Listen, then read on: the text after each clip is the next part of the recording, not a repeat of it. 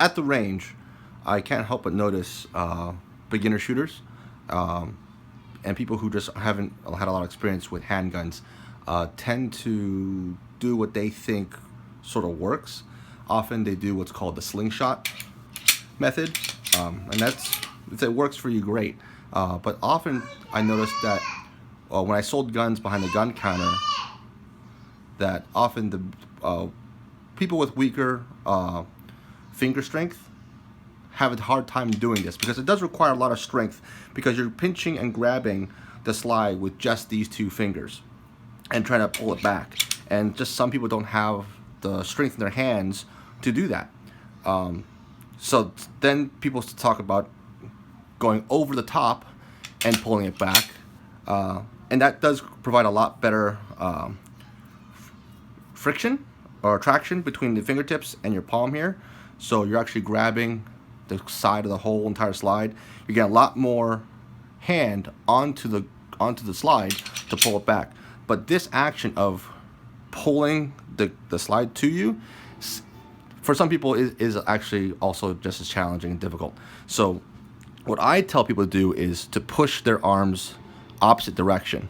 Now when you do this, you have to be aware where your muzzle is pointing, and don't flag yourself. But basically you want to take this, instead of crossing your arms, you basically want to just push your arms together, so that way you're using your upper body strength and your actual arm muscles, and not so much your wrists and your hands. And it's actually very easy, because you can push this way and you can pull that way at the same time. And I've had a lot of great success teaching people how to do that when I used to sell guns.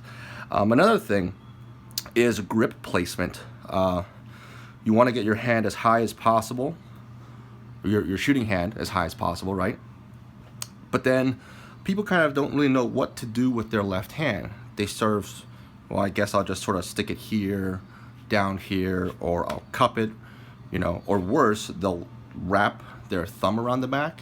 And in some cases, they've only just gotten lucky that they haven't gotten bit by the slide as it cycles backwards, because as that gun cycles backwards, your thumb can be in the way. So what is best right now is, so imagine you're holding a knife, okay? And you want to stab somebody with that knife, okay? You want to take that, and that becomes the grip. So rather than grabbing like this, you want to rotate your hand and fill it in there, right? It's the exact same position as if I want to poke somebody with a knife. That same grip fills all of this much gun, right? You want to keep your hands as high as possible and get as much meat and bone around that gun to control that gun as much as possible. Basically, you kind of want to mirror, right, what's happening here. Look how much hand I have on this gun. Now my finger can't be riding up this high because I got to pull the trigger, but I'm trying to get my hand as high as possible, right here and here, get as high as possible. Now I want to do the same thing to this side. Now the thumb is not as important, so I've seen people kind of keep their thumb in between their hands. If you're comfortable doing that, it's fine, but you have all this gun that you're not touching, right? Your thumb really doesn't do as much as what your left hand could be doing. So get your thumb out of the way, just like a hitchhiker, just get it out of the way and use all this hand to fill in this gap, right? Basically you're rotating your hand forward instead of being down here, okay? You're basically want to jam your thumb forward and rotate that hand like you want to stab somebody, like I said, and it just perfectly fits right in there. Okay. Now another thing to think about.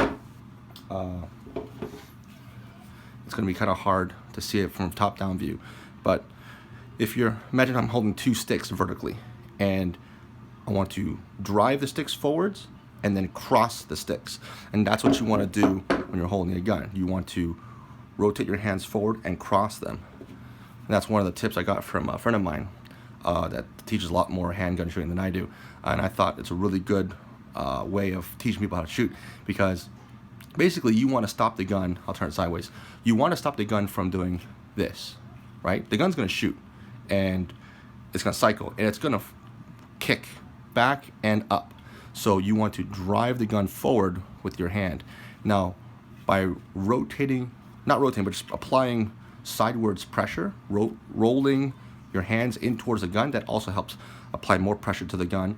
And forward pressure will help minimize a lot of the recoil and the jump that the guns normally do.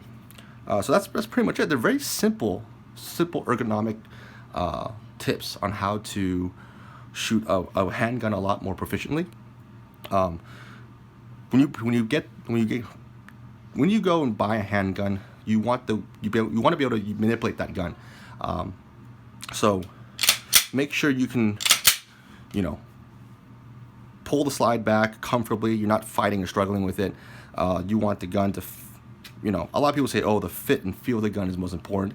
That is true. You want to be comfortable with the gun, but in my opinion, I don't think the comfort of the gun is as important as how well that gun handles, and can you handle that gun. It's like a car. Like a sports car. How comfortable the seat is has no bearing on how well that car drives. Okay?